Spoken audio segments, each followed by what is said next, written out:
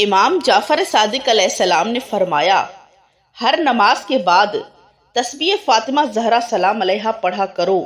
کیونکہ اس سے نماز کا ثواب 1000 گنا زیادہ ہو جاتا ہے،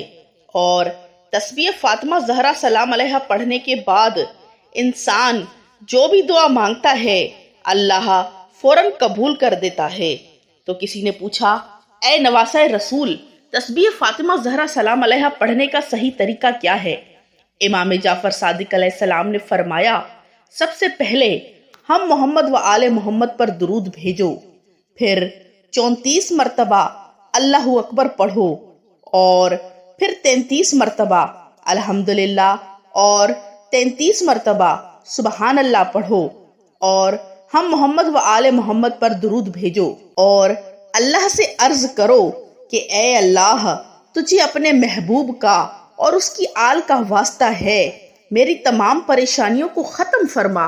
میری تمام دعاؤں کو قبول فرما۔ اے شخص، جو بھی انسان تسبیح فاطمہ زہرا سلام علیہا پڑھ کے اللہ سے جو بھی دعا مانگتا ہے